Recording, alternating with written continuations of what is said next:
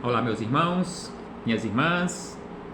É com imensa satisfação que aqui nos encontramos mais uma vez nesta página virtual, neste ambiente virtual, para mais um momento de estudo, mais um momento de reflexões acerca do Evangelho do Cristo, à luz da doutrina espírita. E por isso, mais uma vez agradecemos a Deus, agradecemos a Jesus, agradecemos aos espíritos amigos.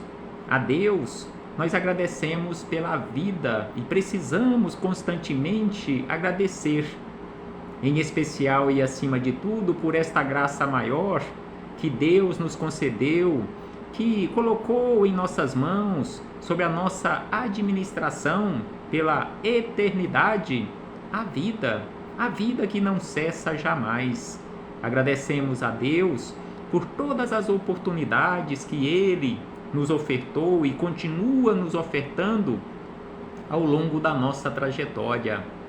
Agradecemos a Jesus, nosso Mestre e Senhor, guia e modelo para toda a humanidade, por estes ensinamentos maravilhosos que Ele nos deixou de forma exemplificada, conforme nós encontramos na boa notícia, no seu Evangelho de amor. Aos espíritos amigos, agradecemos imensamente pelo amparo, pela proteção, pela assistência que sempre tem nos dado ao longo da nossa trajetória. E eu, pessoalmente, agradeço a todos vocês, irmãos e irmãs de jornada, que constantemente se fazem presentes aqui neste ambiente virtual para mais este momento de estudo, mais este momento de tratamento espiritual, porque esta busca incessante por conhecermos a verdade é o tratamento que nós necessitamos, porque ao conhecermos a verdade, passaremos a fazer escolhas corretas para a nossa vida e aí não adoeceremos jamais. Muito obrigado pela presença de todos. Recebam todos e todas o meu abraço fraternal e de imensa gratidão. Então aqui hoje nos encontramos para darmos continuidade aos nossos estudos acerca do Evangelho do Cristo.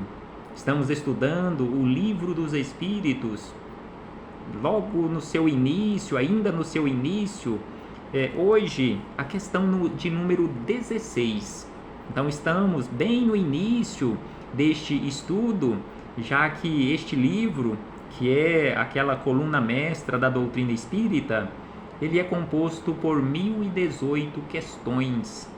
Então estamos aqui na questão de número 16, ainda na parte primeira, capítulo 1 de Deus. Estamos estudando acerca de Deus, a última questão acerca deste assunto, que está exatamente dentro de um subassunto por nome panteísmo.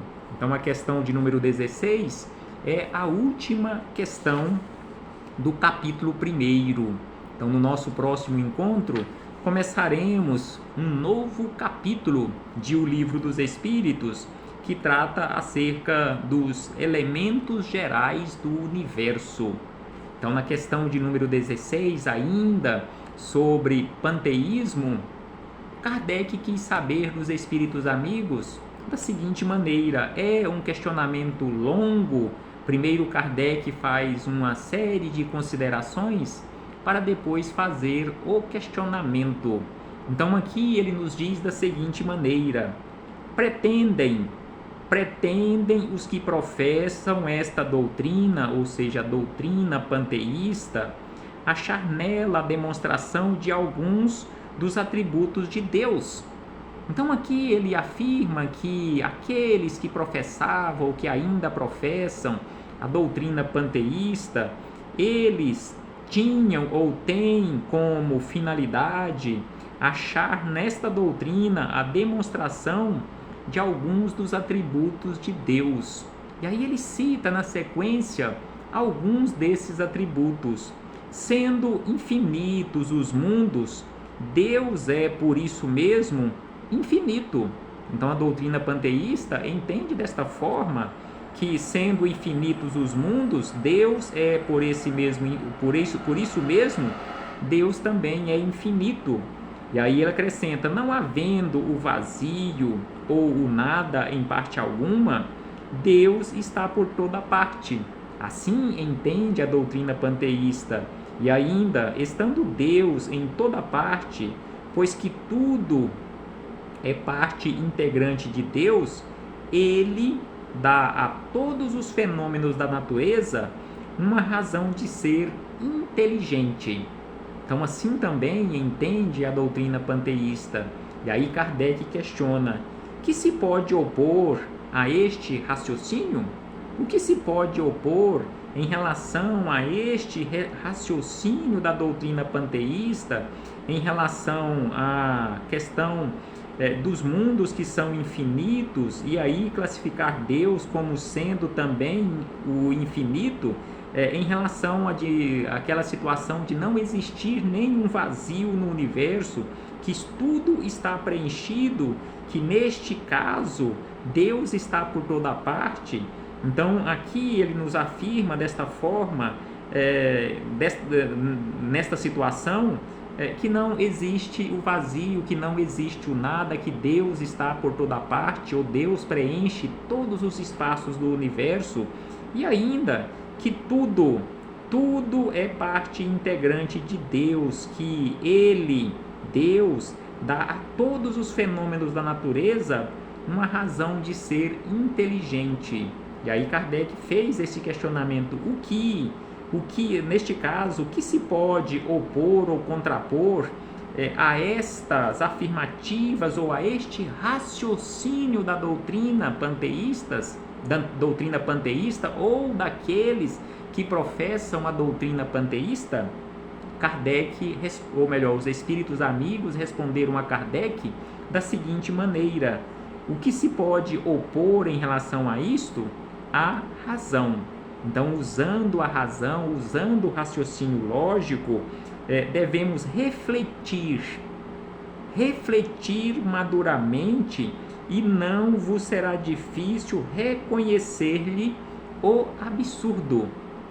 Então, aqui os espíritos amigos chamam a atenção nesta resposta que, usando a nossa inteligência, usando a nossa razão, o nosso raciocínio lógico em relação a Deus, aos seus atributos, iremos encontrar nesta ideia panteísta um absurdo. E aí, na sequência da resposta, Kardec acrescenta uma série de observações muito importantes que devemos também refletir acerca destas observações. Então aqui está anotada da seguinte maneira, que esta doutrina, ou seja, a doutrina panteísta, faz de Deus um ser material. Então aqui está correta esta observação, porque quando na doutrina panteísta compara Deus, neste caso como sendo Deus infinito, infinitos mundos, então Deus seria a mesma coisa que os mundos que são infinitos.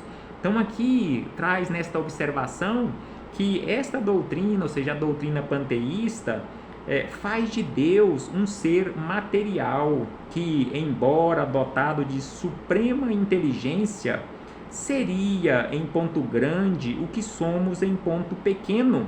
Ora, transformando-se a matéria incessantemente, Deus, se fosse assim, nenhuma estabilidade teria.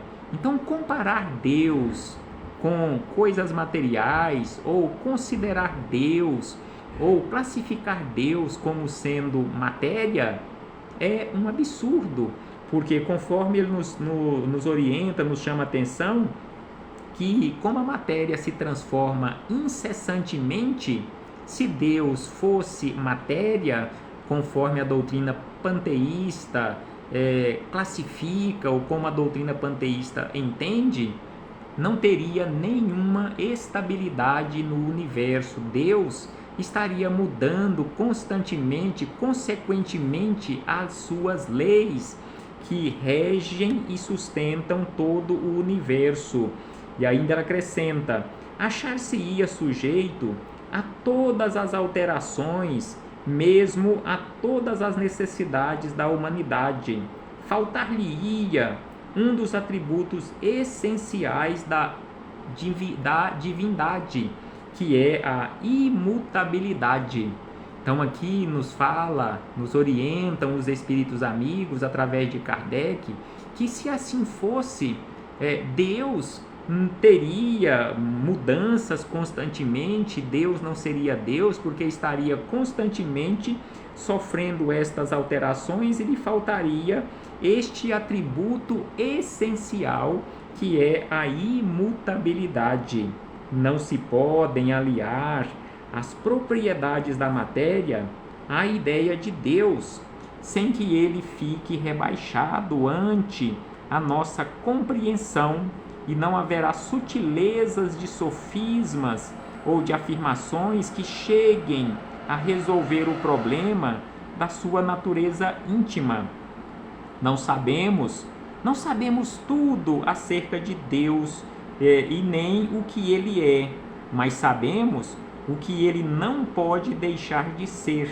E o sistema de que tratamos, ou seja, o sistema panteísta, ou a doutrina panteísta, está em contradição com as suas mais essenciais propriedades. Então aqui nos afirmam os espíritos amigos, através dessas anotações de Kardec, que este sistema ou esta doutrina panteísta está em contradição com a natureza íntima de Deus, com as suas propriedades. Então aqui eles nos afirmam que nós não sabemos tudo o que Deus é. No entanto, nós já sabemos o suficiente o que ele não pode deixar de ser. E aí eles acrescentam que este sistema, ou a doutrina panteísta, confunde o Criador com a criatura. Confunde o Criador com a criatura, exatamente como faria quem pretendesse que a engenhosa máquina fosse parte integrante do mecânico que a imaginou. Então, sem sombra de dúvida que uma máquina que foi inventada ou que foi arquitetada por uma determinada pessoa, aquela máquina, ao ser produzida, ela não é parte não é parte integrante daquele engenheiro ou daquele arquiteto que inventou ou que deu a ideia ou que imaginou aquela máquina ou aquele equipamento. Da mesma forma que a inteligência de Deus se revela através de suas obras, como a de um pintor no seu quadro. Então, a inteligência de Deus, como já estudamos em outros encontros, ela se revela através de suas obras que nós temos em todo o universo. Assim como a ideia de um pintor, ela se revela em seu quadro ou em seus quadros ou nos quadros que ele pintou. Mas as obras de Deus não são o próprio Deus. Da mesma forma que o quadro não é o pintor que o concebeu e executou. Então o quadro é apenas a ideia que está ali expressada daquele pintor que o inventou e que o pintou, mas não é parte integrante do próprio pintor, da mesma forma que Deus não é o universo ou tudo que compõe o universo, mas foi Ele quem criou todo este quadro belíssimo que nós temos à nossa volta, que é o universo, onde nós também somos parte integrantes deste belíssimo quadro que Deus arquitetou. Então, sem sombra de dúvida, precisamos refletir acerca deste assunto. E para ampliarmos um tanto mais as nossas reflexões, os esclarecimentos, aprofundarmos mais estes esclarecimentos, buscamos mais uma vez em Miramês, Filosofia Espírita, volume 1, capítulo 16, que é exatamente o número da questão que estamos estudando, onde Miramês deu como título a este capítulo: Deus é Espírito. Então, quando Miramês nos fala da seguinte maneira: se Deus é perfeito e é Espírito, então aqui ele classifica Deus como sendo Espírito. O que é Espírito? Conforme os Espíritos amigos nos informam, os Espíritos são luz. Então Deus, sem sombra de dúvida, é também luz, porque criou tudo e tudo é luz, conforme nós já estudamos. Então é por isso que Miramês nos chama a atenção logo no início e também no título deste capítulo, que Deus é Espírito. Então, se Deus é Espírito e é perfeito, não podemos compará-lo com as formas mutáveis. Então, se Deus é perfeito, não podemos comparar Deus com as formas materiais, ou seja, com a matéria que sofre constantemente mudanças. E aí ele diz: e sob a força do progresso, ou a pressão do progresso, tudo que existe na imensidão indescritível do universo, do átomo ao ninho cósmico, ou do átomo ao anjo, é, pois, criação ideada pelo seu poder fantástico. Então, tudo que existe no universo e o próprio universo é obra e criação ideada por Deus, por este poder fantástico, que ainda não podemos perceber por nos faltarem sentidos. Nos faltam sentidos para isto. Ou seja, não temos o sentido desenvolvido suficiente para conhecermos Deus, conforme já estudamos, porque estamos limitados ou condicionados no mínimo das nossas forças, que por enquanto dormem no centro da nossa consciência, sem poder participar dos nossos mais profundos interesses. E aí ele acrescenta que somos, comparando-se com Deus, comparando-se com o universo, todos nós, seres criados por Deus, somos ainda crianças. Somos crianças em comparação às grandes almas. Crivamos de perguntas, por vezes de pouco interesse, aos que achamos situados em grau mais elevado do que nós, com fome e sede de saber, em se referindo às coisas do Espírito, e nem sempre avaliamos a luz que realmente suportamos pelas trevas que ainda estão à nossa volta. Então, assim nos chama a atenção Miramês, que em se comparando com as grandes almas, aquelas que já alcançaram a iluminação, nós somos ainda crianças. Comparemo-nos com Jesus, sem sombra de dúvida que ainda somos crianças, talvez ainda nem dando os primeiros passos, nem ainda engatinhando neste processo de crescimento. Então é por isso que Miramês nos informa e afirma que somos ainda crianças em se comparando com as grandes almas. E aí ele acrescenta: se todo pedido é uma oração, na filosofia dos espíritos, a resposta não se faz esperar e vem gota a gota.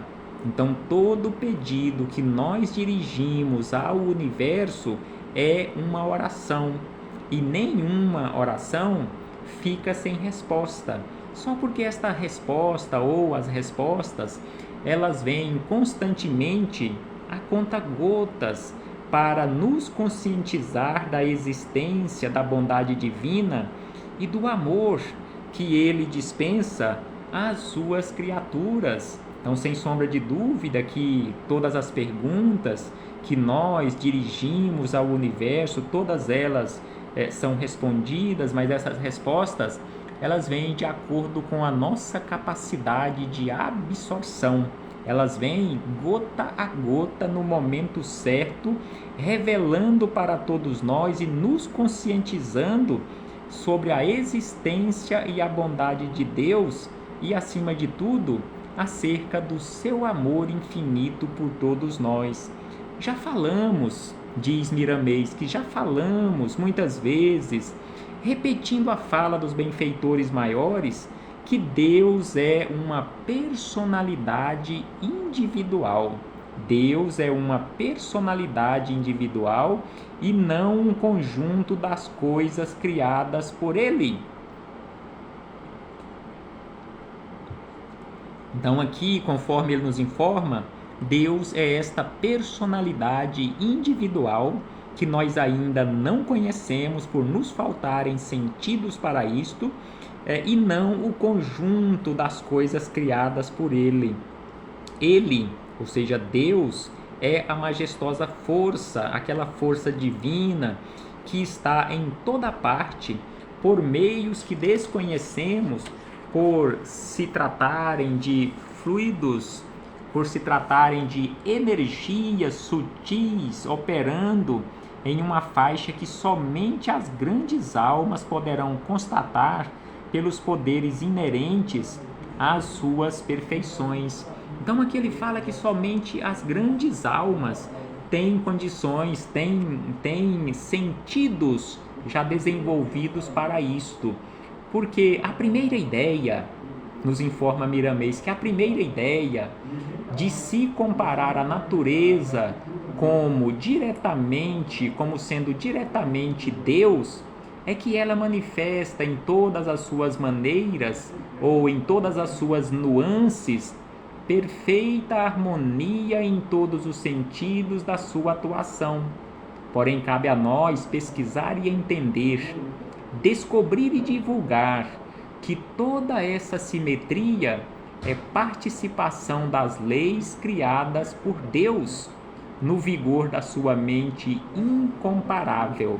Então é preciso que pesquisemos, conforme nos informa Miramês, os demais espíritos amigos, é preciso que estudemos constantemente para que possamos entender e também descobrir, consequentemente divulgar, que toda esta simetria, toda esta harmonia existente no universo é exatamente a participação e o funcionamento de todas as leis criadas por Deus, que está em vigor e no vigor da sua mente incomparável, que cria, que rege, que sustenta tudo que existe, que já existe, que um dia existiu e que ainda virá a existir no universo. É pois a sua imagem como um canal de televisão.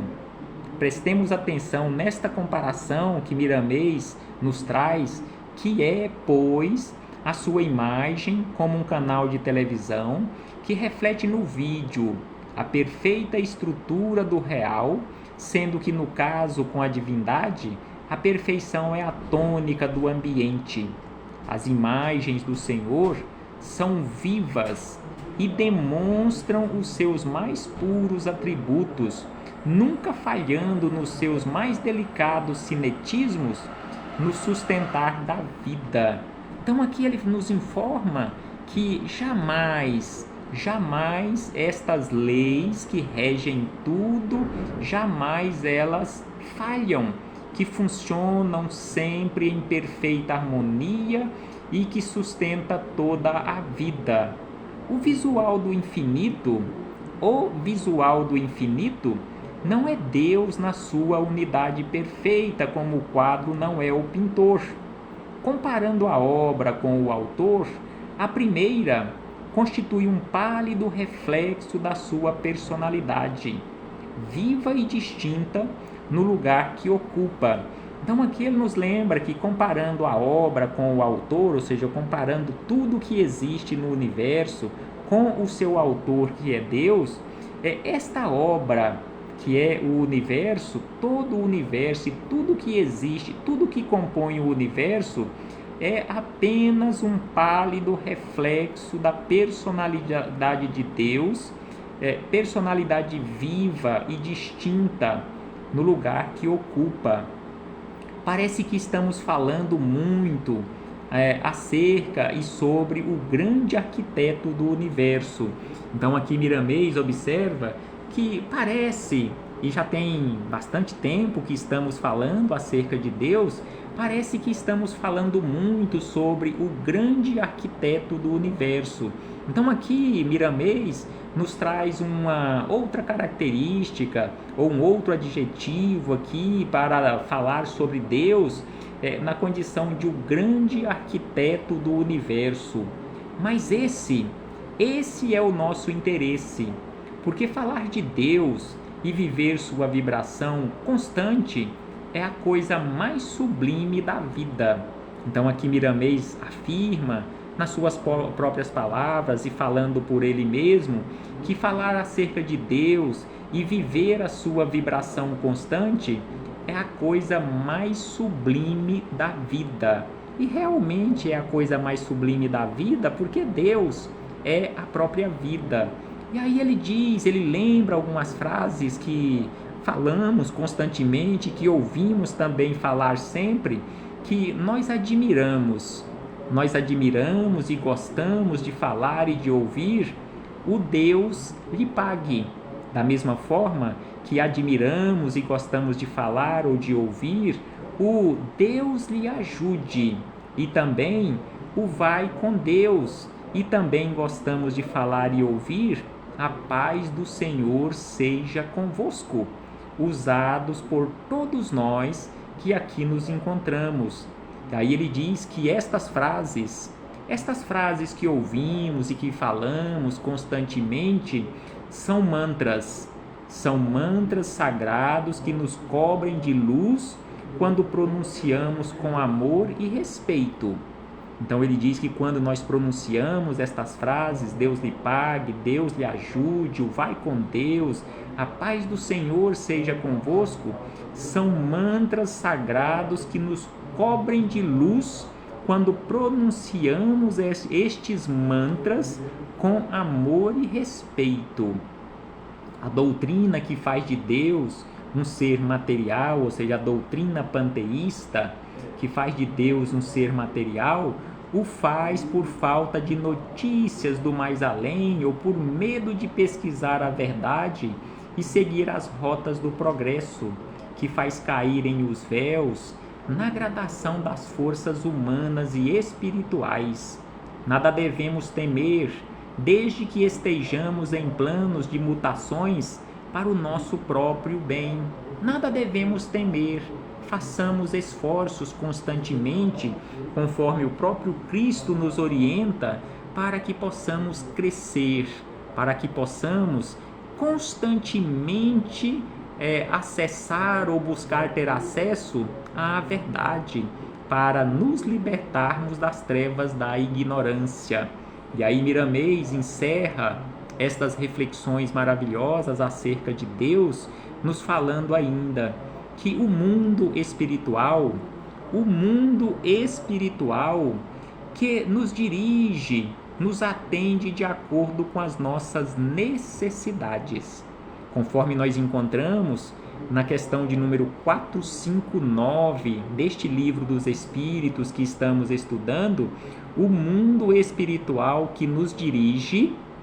Então, na questão 459, Kardec quis saber se os espíritos, se o mundo espiritual, os habitantes do mundo espiritual, se eles influem na nossa vida. E aí eles nos informam, respondendo a Kardec, que em verdade são eles que nos dirigem. Então é por isso que Miramês nos lembra que o mundo espiritual que nos dirige nos atende de acordo com as nossas necessidades e não deixa de guiar e instruir. Então, o mundo espiritual que nos dirige não deixa de nos guiar e instruir, e principalmente aqueles que verdadeiramente desejam aprender. Então, os espíritos amigos, eles possuem uma vontade, uma disposição constante em nos auxiliar sempre que demonstramos verdadeiramente esse desejo de aprender. Eles não estão à nossa disposição, No entanto, eles possuem disposição em nos auxiliar, nos guiar e instruir, sempre que demonstramos verdadeiramente esse desejo de aprender. E aí ele encerra dizendo: não devemos esquecer que Deus é um sol da vida. Deus é a luz da vida que alimenta e dirige todas as vidas saídas de suas mãos, luminosas e perfeitas. Então, Deus, mais uma definição de Deus, encerrando este estudo acerca de Deus, que Deus é um sol da vida, ou um sol de vida, que alimenta e dirige todas as vidas saídas de suas mãos luminosas e perfeitas. Reflitamos acerca disto, meus irmãos e irmãs, acerca de Deus, acerca de nós na condição de suas criaturas, acerca de nós naquela condição de espíritos imortais, de seres imortais, os seres inteligentes da criação, os seres inteligentes e filhos da inteligência suprema. Paz do Cristo esteja sempre conosco e até breve, meus irmãos e irmãs. Como falamos no início, no nosso próximo encontro, iniciaremos um novo estudo, o capítulo 2, aqui de O Livro dos Espíritos, que trata acerca dos elementos gerais do universo. Capítulo 2, a questão de número 17, um novo assunto, conhecimento do princípio das coisas. Então, no próximo encontro, começaremos ou daremos início a um novo assunto para aprofundarmos os nossos esclarecimentos. A paz do Cristo esteja sempre conosco, um abraço fraternal e até breve, meus irmãos e irmãs.